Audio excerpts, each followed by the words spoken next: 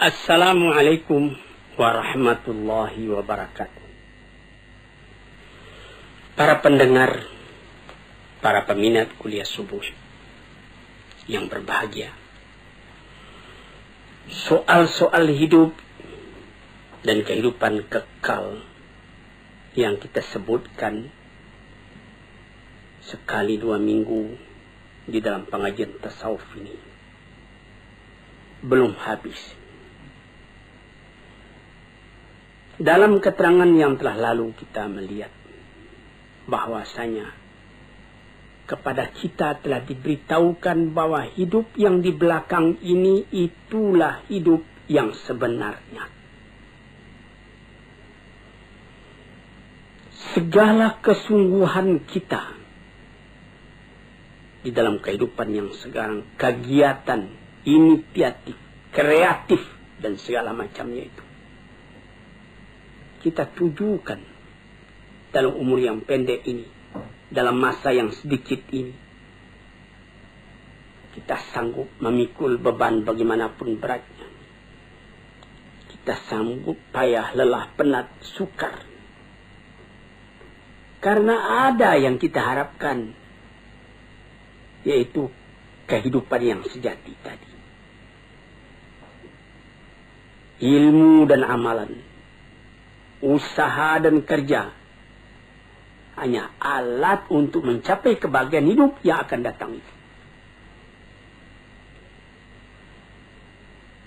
Hidup dimulai apabila nafas sudah berhenti. Alangkah ganjilnya perkataan itu. Hidup dimulai apabila nafas sudah berhenti. Yang sebelum itu apa?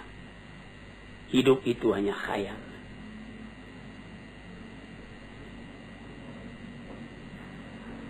Hidup yang mengumpulkan di antara hilangnya yang disukai, yang tidak disukai. Hasilnya tercapai apa yang dicintai. Kesucian. Kita tidak pernah kehilangan yang dicintai itu. Ketentraman, kesenangan, kebahagiaan. Itu yang dituju. Hasilnya ilmu dengan kehidupan yang demikian, tidak ada kabar yang lain yang kita terima melainkan kabar dari Tuhan. Yang disampaikan dari tangan pertama dari orang yang paling sempurna akhlaknya, paling luas ilmunya, paling benar katanya, yaitu Nabi Sallallahu Alaihi Wasallam dan nabi-nabi yang dahulu dari dia. Sejak dari Nabi Adam, Idris, Nuh, Ibrahim, Ismail, Ishak, Yakub, sampai kepada Yusuf, sampai kepada Musa, sampai kepada Isa, sampai kepada Daud dan Sulaiman dan lain-lain. Nadanya sama. Mengatakan hidup yang sekarang ini baru khayal, hidup yang sejati nanti.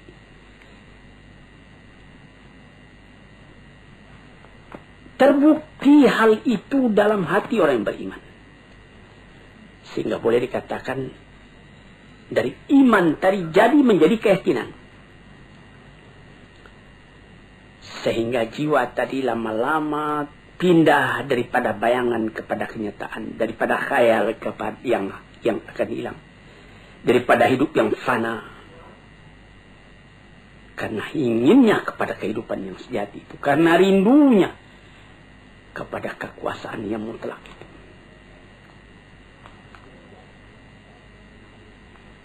Kerinduan itulah yang menimbulkan nilai kepada hidup yang sekarang. Karena pada hidup yang sekarang ditentukan kebanggaan hidup yang akan datang itu.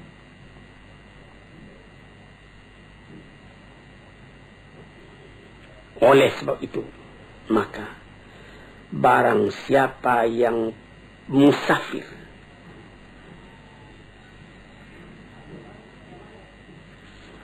menuju kepada kehidupan yang bahagia itu, dia tidak merasakan lagi bagaimana pahitnya jalan yang ditempuh.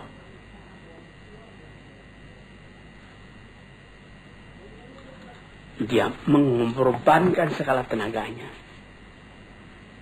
memandang ringan segala yang berat, dengan cinta, dengan rida, dengan hati lapang,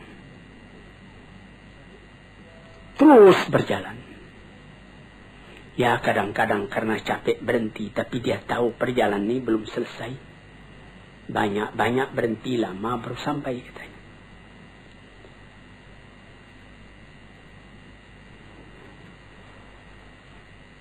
Tuan-tuannya yang terhormat, orang yang tidak melihat ini, tidak sampai kepercayaannya kepada ini, adalah orang yang tidak mempunyai ketenangan di dalam kehidupan. Dia lekas putus asa. Ada orang-orang filsafat yang mengatakan, hidup ini, katanya, ialah meminta kepuasan. Ini ada yang disebutkan di dalam falsafah modern, eksistensialisme. Mengakui adanya wujud.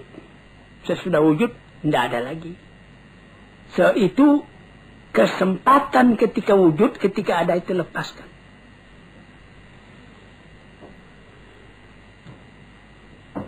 Karena apabila kita telah mati, katanya, sama saja. Seorang filosof yang tinggi, seorang ulama yang besar, seorang perampok, seorang pergayul, seorang yang tidak apa-apa, apabila telah kembali ke tanah, jadi tanah. Dimakan ulat. Dia ambil alasan ketika Iskandar Makedoni berjalan-jalan ke satu kuburan. Di sana bertemu dia dengan filosof Diogenes. Lalu dia menanyakan, di situ ada kuburan. Raja Iskandar Makedoni menanyakan, Tuan, mengapa Tuan di sini? Dia bilang, saya sedang menggali-gali kubur.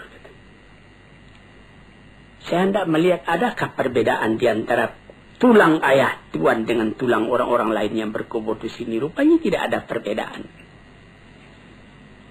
Karena katanya kata filsafat, orang enak membaca.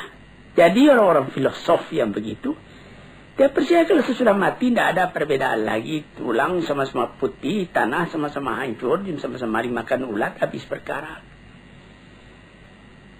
Sampai disyairkan oleh ahli-ahli syair, innamal aisyu fi bahimiyatil ladzah wa ma yaqulul falsafi. Hidup itu ialah menurutkan kepuasan, ladzah, kepuasan. Segala yang ada ini, katanya, yang penting puas. Puas makan, puas minum, puas bersanggama dan lain-lain sebagainya. Piala dari kematian menyamakan antara orang pandai dengan orang bodoh. Orang-orang yang bodoh itu di bawah bumi sama kedudukan dengan orang filosof. Kalau engkau masih ragu, coba tanyai bumi itu. Apa perkataannya? Perkataan begini adalah timbul dari orang yang mu'anid, yang menentang agama, menentang akal. Perasaan yang seperti ini dari akal juga, tapi akal yang dipenuhi oleh nafsu. Bukan akal yang kembali kepada kemurniannya, kepada fitrahnya. Akal yang jauh daripada iman dan hikmah. Cobalah, hai Malang, apakah oleh karena maut itu menyamakan yang salih dengan yang talih,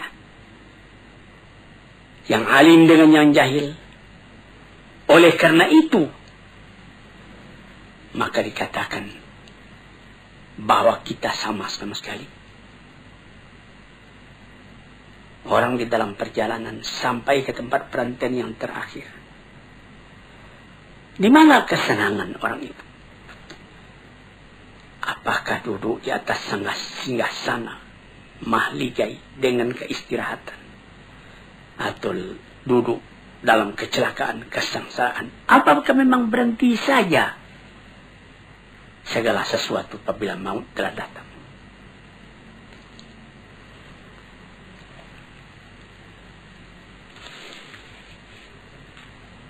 Tanyakan katanya kepada bumi, kata Ad-Sa'ir tadi. Kita sudah tanyakan kepada bumi dengan renungan dan menungan. Memang di dalam bumi berkumpul segala tubuh, segala badan, tulang-tulang. Kafir dengan iman berkumpul, nasab keturunan berkumpul. Tetapi kalau sekiranya hingga itu saja, guna apa agama ini semua? Apa kita semua akan memutuskan saja, habiskan segala agama? Orang mengatakan habiskan segala agama. Kemudian dia membuat agama sendiri. Seumpama ketika terjadi serangan besar-besaran dari Hitler menuju Rusia, nyaris saja Rusia kalah waktu Stalin masih hidup. Apa yang dikerjakan lebih dulu oleh orang-orang pengikut Stalin, oleh orang komunis ketika itu? Mempersiapkan kuburan Lenin. Karena di situ diletakkan di dalam keranda kaca tubuh Lenin itu. Kemana mau simpan ini? Kalau betul orang itu konsekuen dengan pendiriannya, apa guna itu disimpan?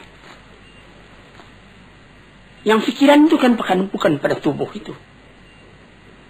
Niki kita melihat bagaimana bahwa manusia itu bagaimanapun radikal, ateis dan segala macamnya rasional.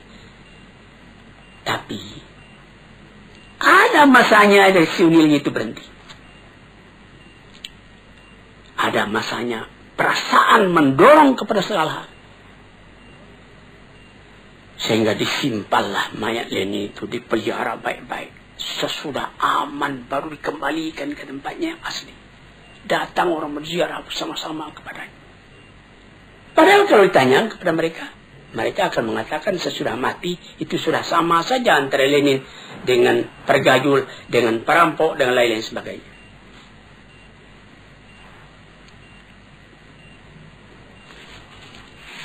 Jadi kalau kita hendak menanyakan bagaimana sebenarnya manusia sesudah matinya, kita kemana bertanya? Orang yang beragama sudah jelas menjawab kepada Tuhan, kepada Rasul-Rasul, kepada Musa, kepada Isa, kepada Yusuf, kepada Daud, kepada Sulaiman, kepada Muhammad, kepada Nuh, kepada Ibrahim. Akan sepakatkah semuanya itu nabi-nabi itu menegakkan bohong dalam alam ini? Kita tanyakan juga kepada orang-orang yang mengalami rasa kejiwaan yang mendalam, menjadi khalifatullah di muka bumi. Dan tanyakan juga kepada Quran.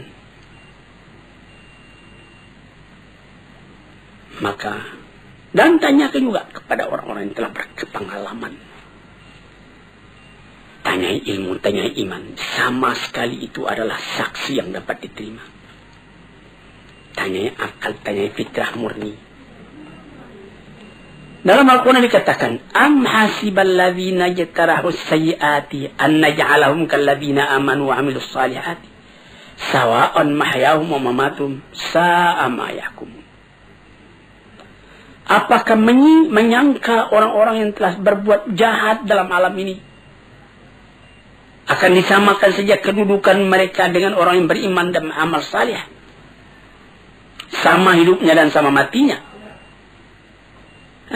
Itulah satu perhitungan yang salah. Yang dapat menyangka demikian cuma orang yang bodoh atau orang mengingkari rasa jiwa di dalam. Sebab itu, maka seorang ahli fikir Eropa, Oswald Spengler, mengatakan orang yang bersorak, mengatakan dia tidak percaya akan adanya hari kemudian itu, bersorak karena dia melawan kepada rasa dari hatinya sendiri. Maka memandang kepada soal itu terbagi dua. Ada orang yang memandang kepada ilal asya, kepada sesuatu. Dan ada orang yang memandang pada sesuatu, antara kepada dengan pada lain. Ada orang yang memandang kepada sesuatu, ada orang yang memandang pada sesuatu.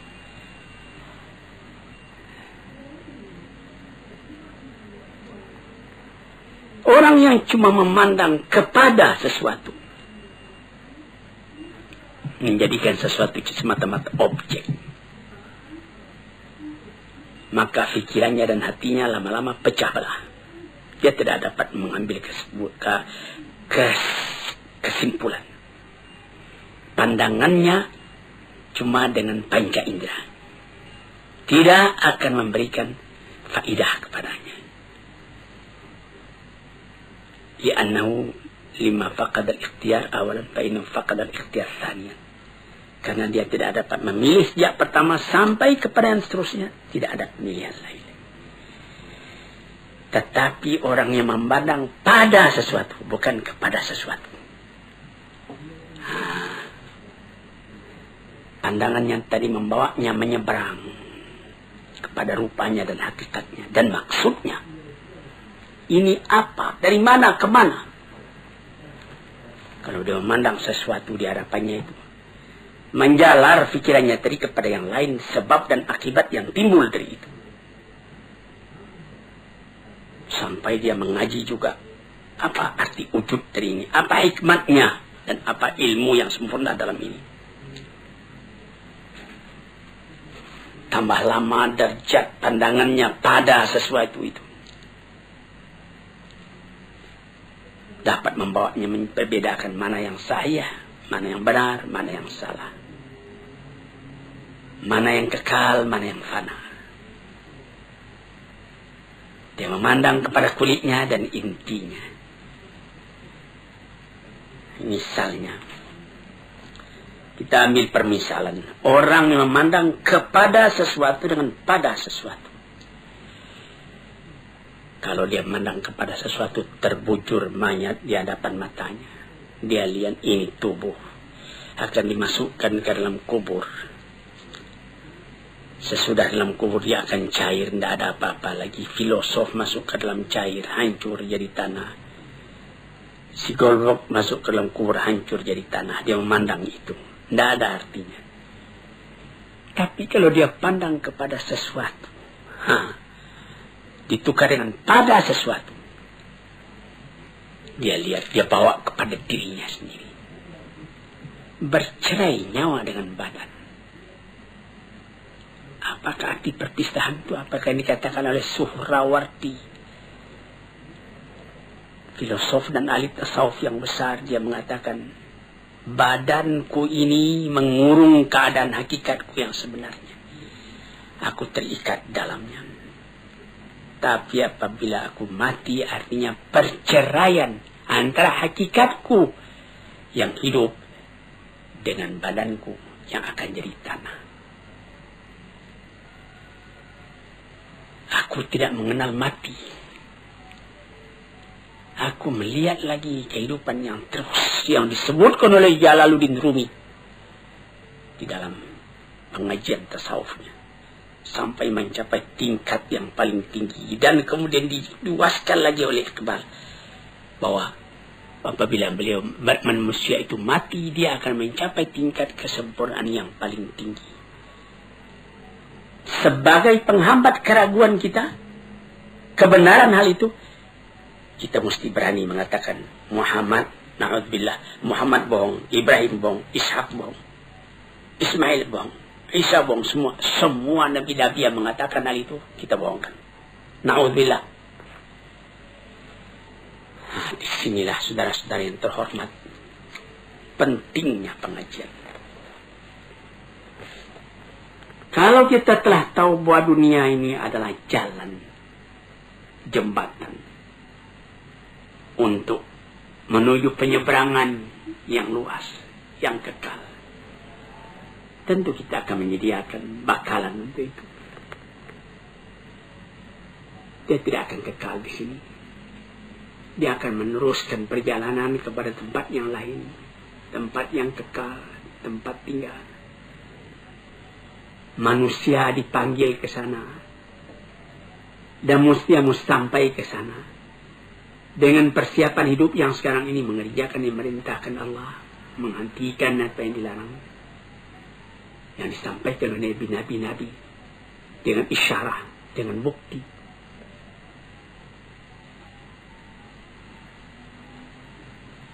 Dengan demikian baru sampailah manusia tadi kepada ketentraman hatinya. Untuk itulah dia dijadikan, untuk itulah dia dipersiapkan perjalanan yang menuju ke sana. Dia ke sana pasti.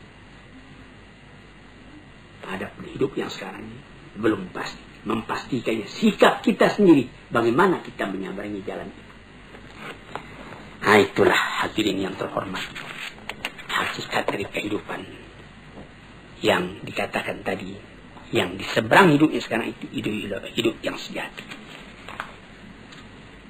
Sekian dulu, lain-lain hari kita sambung lagi. Assalamualaikum warahmatullahi wabarakatuh.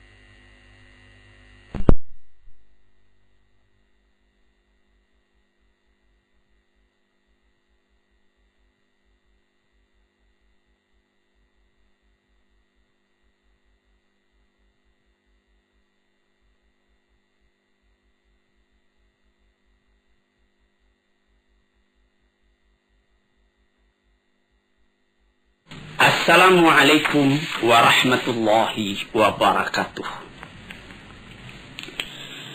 Hadirin, selamat mendengarkan radio kita ini.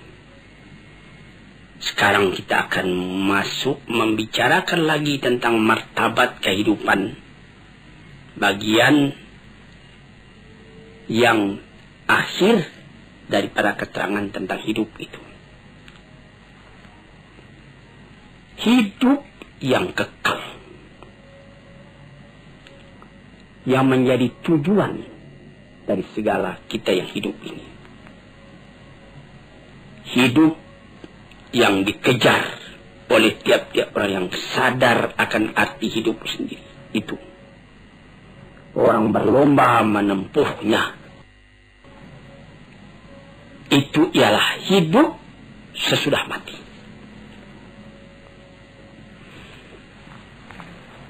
Itulah yang diserukan oleh kitab-kitab yang diturun oleh Tuhan. Itulah yang disampaikan oleh nabi-nabi yang diutus oleh Tuhan. Wa ma hadhil hayatud dunya illa lahu wa la'ib. Kehidupan di dunia ini lain tidak cuma main-main, cuma sanda gurau. Wa inna daral akhirat lahiyal hayawan law kanu ya'lamun. Hidup di akhirat itulah hidup yang sejati kalau sekiranya kita fikirkan dan kita ketahui, direnungkan betul-betul.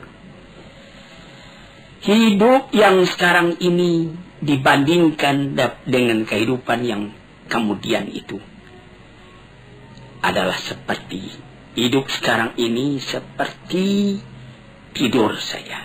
Sebagaimana telah kita katakan pada pengajian-pengajian kita yang telah dahulu. Hidup yang sejati, hidup yang akhir. Inna daral akhirat lahiyal hayawan. Hidup yang sejati, kalau kita pikirkan, itulah hidup akhirat. Dengan demikian kita dapat membuat supaya kehidupan yang sekarang ini menjadi kebun. Ad-dunya mazra'atul akhirah. Dunia ini adalah seperti perkebunan untuk mengambil hasilnya di akhirat. Mendorong kita supaya di dunia ini berbuat baik banyak-banyak. Jadi kehidupan dunia ini sudah menentukan kehidupan akhirat nanti. Kalau di sini yang baik yang kita kerjakan, lepas dari kehidupan ini kita menerima kebahagiaan, kesenangan.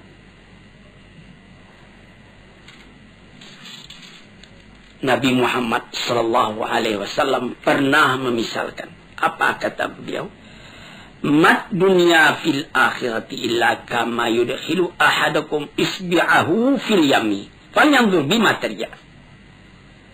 Kehidupan di dunia ini jika dibandingkan dengan kehidupan akhirat, kata beliau, hanyalah seperti seorang yang mencecahkan ujung telunjuknya ke dalam air, ke dalam laut. Kemudian dicabut kembali. Basah.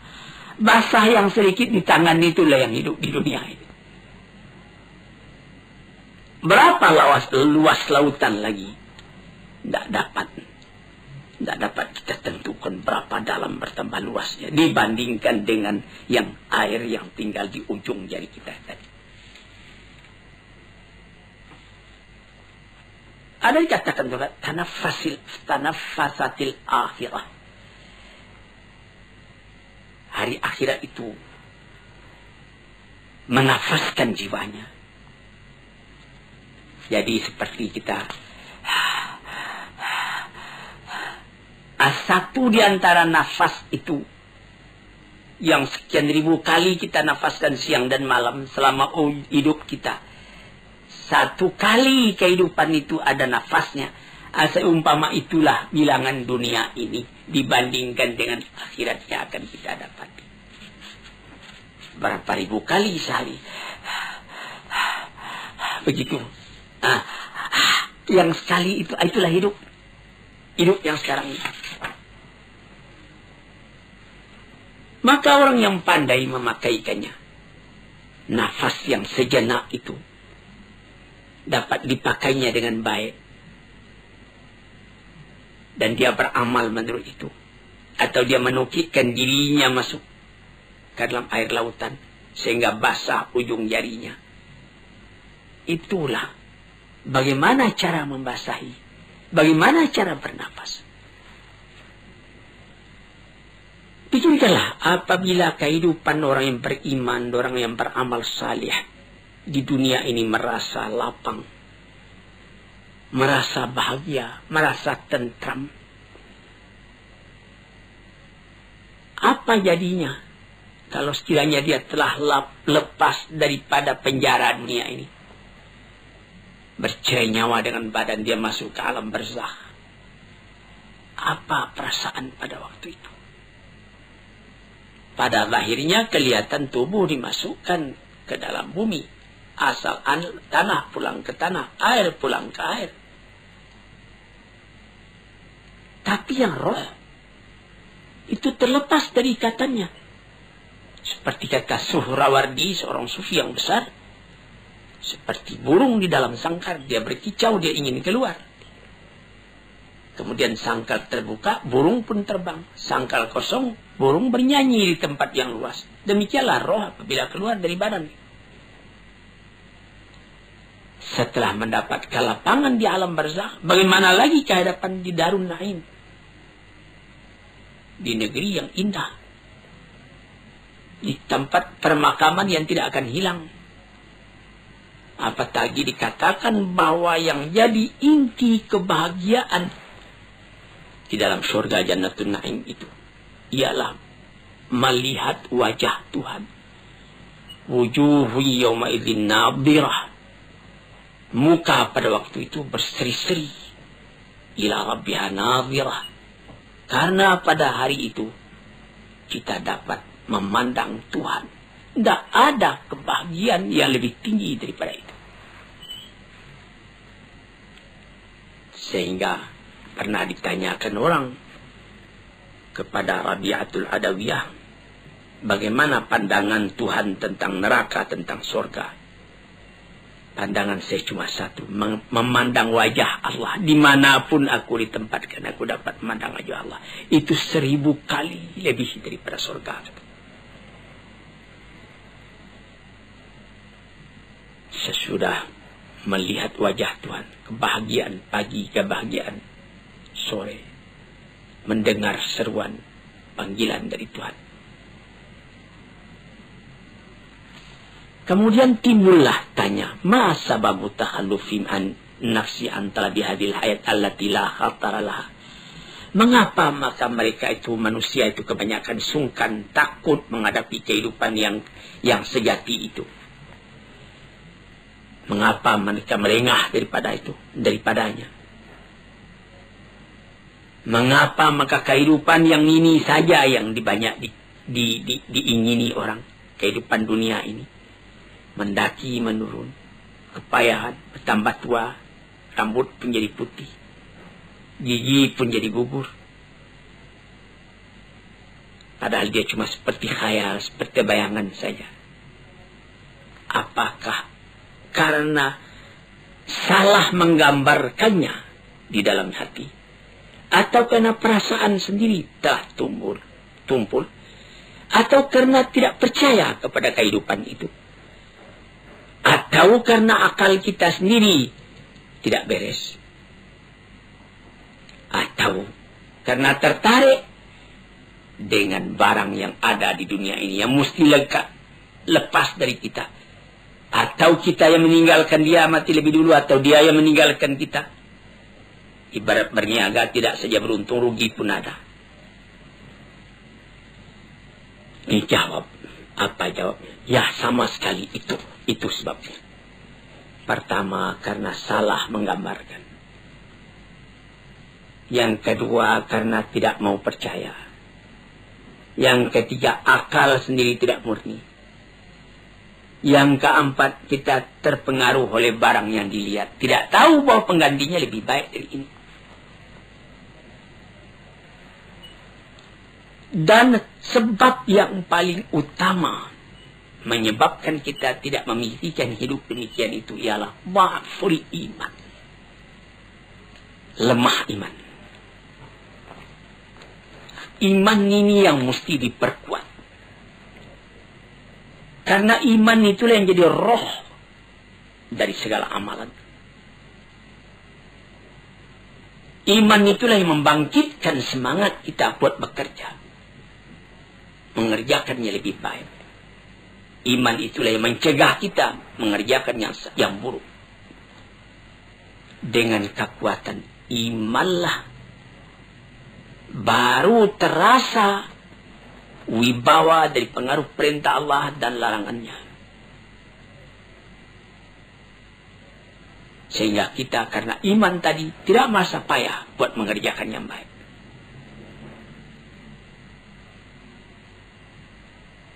Itu. Maka apabila kuat iman, kuatlah kerinduan kepada hidup yang demikian itu. Dan sangatlah hati kita rasa didorong oleh iman. Buat beramal karena mengingat akan hari itu. Hadirin para pendengar yang terhormat. Iman kepada kehidupan yang akhir itu bukan artinya kita menolak hidup. Bukan menyuruh kita cuma sembahyang saja dari pagi sampai sore, sampai petang, sampai malam, sehingga tidak tidur lagi. Bukan.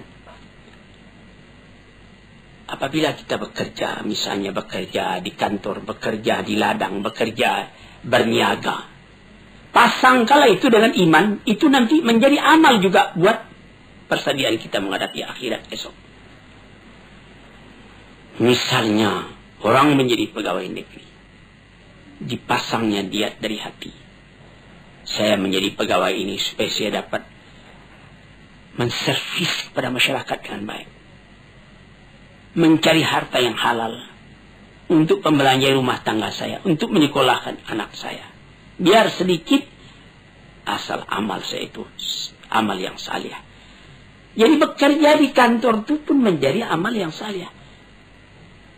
Menjadi pangkal kebahagiaan pada hidup yang kekal nanti itu. Hidup yang sejati itu. Kita mencari makan, berniaga di kota, di pasar. Itu pekerjaan duniawi, tapi pasanglah niat. Mengapa engkau mencari makan?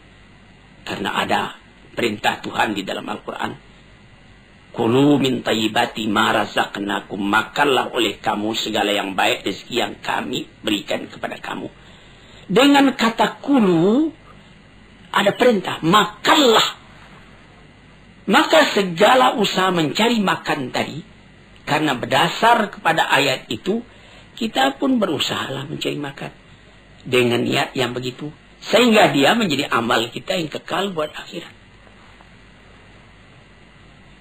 Atau seperti menjadi saudagar. Apa kata Nabi?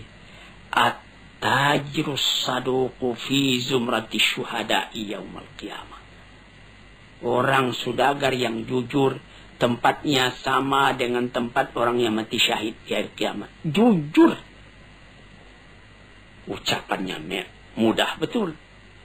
Tetapi dalam prakteknya, menegakkan kejujuran itu juga satu pengorbanan. Tetapi itu suatu alat untuk membahagiakan kita pada hari akhirat tadi. Atau yang lain-lain. Di dalam Al-Quran banyak perintah. Kulu min samarihi, makanlah buah-buahan itu. Jadi kita disuruh bertanam supaya dapat melaksanakan itu. Famshu fi manakibiha wa kulu min rizqih, berjalanlah di atas dataran bumi, injak bahu bumi itu, makanlah rezeki yang tetapi dari bumi. Jadi segala amalan kita bukanlah artinya saya tidak mau lagi mencari makan, saya mau salih saja. Tidak salih namanya itu. Itulah maksud perkataan Rasulullah, ad-dunya mazra'atul akhirah. Dunia itu adalah satu mazra'ah, satu kebun yang akan kita ambil hasilnya nanti di akhirat. Sebab yang kedua menjadikan kita lengah, tidak ingat itu, kita pandang hidup itu cuma yang sekarang ini juga. Karena kelalaian sudah masuk ke hati kita. Lalai itu sama dengan tidur. Lalai, rafalah hati kita, itu tidur hati. Sebab itu banyak kita lihat orang yang matanya nyalang, tapi hatinya tidur. Lain dengan Nabi. Matanya tidur, tapi hatinya nyalang. Yanamu ainuhu wala tanamu qalbuhu. Matanya tertidur, tapi hatinya tidak. Terbalik dengan kita. Mata nyalang, tapi hati tidur. Dibangunkan, tahsabuhum aiqadhan wa hum ruqud. Disangka mereka itu bangun, padahal dia tidur. Yang demikian itu menutup akan kesadaran hati. Sehingga sama dengan tidur, malah dekat kepada mati hati. Fa innal qalba idza qawiyat fil hayatu la yanamu idza namal badan, katanya. Hati itu apabila hidup dengan kuat, kata orang sekarang menghayati, hati itu menghayati, dia tidak akan tidur walaupun badan tidur. Cobalah perhatikan. Orang yang biasa sembahyang tahajud tiap-tiap pukul 3 atau setengah 4 pagi sebelum waktu subuh datang. Walaupun dia baru tertidur matanya pukul 2, namun dia waktu dia biasa sembahyang itu, sembahyang tahajud tadi pukul setengah 4 ke pukul 3, dia sendirinya bangun. Walaupun dia sebentar cuma tidur. Karena sudah didesak oleh satu kesadaran batin. Sehingga lebih dulu bangun hatinya daripada matanya. Itu dapat kita perhatikan. Tapi kalau orang Yang memang hati itu yang tidur. Sampai kepada mata juga tidur. Kadang-kadang berlarut-larut saja, maghrib tidak, isya tidak. Sampai jangankan tahajud, sedangkan yang wajib pun lalai dia mengerjakan. Karena dia tidak ingat kehidupan yang sejati bukan di sini.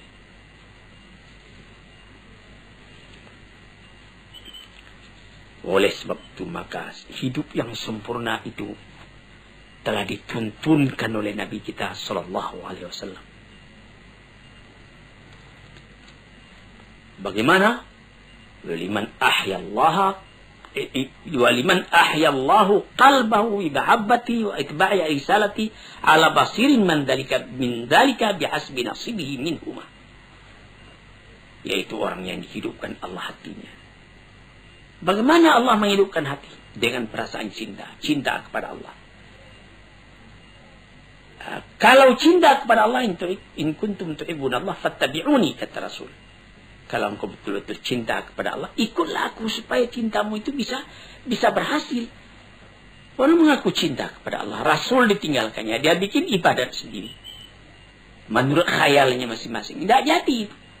Rasul itu yang telah dipilih oleh Tuhan buat menjadi utusannya, menerangkan mana kehendak Tuhan.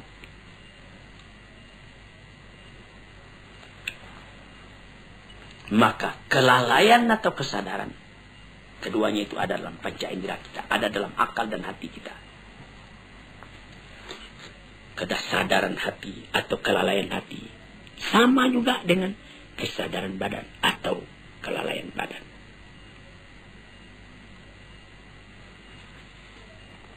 Kesadaran perasaan terbagi dua. Kesadaran hati pun demikian juga. Kesadaran badan atau kesadaran perasaan itu menembus ke dalam jiwa tiap-tiap. Tidak ada terdengar perintah, tapi ada kesadaran dalam batin. Dia bangun mengerjakan perintah itu.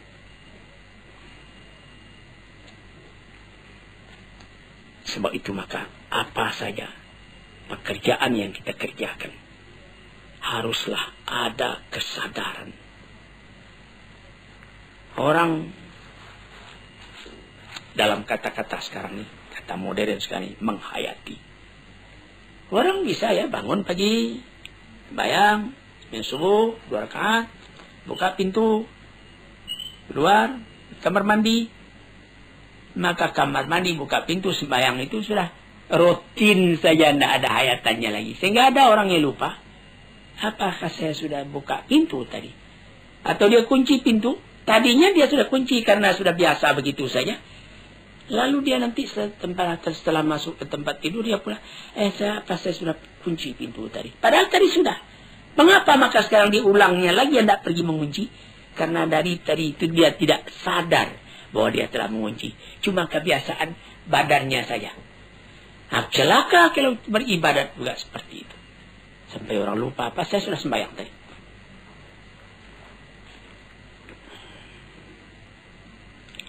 Hadirin yang terhormat, saya rasa untuk keterangan pada hari ini cukup sekian.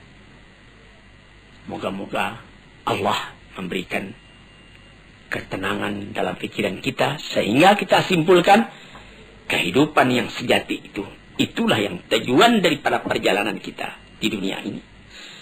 Assalamualaikum warahmatullahi wabarakatuh.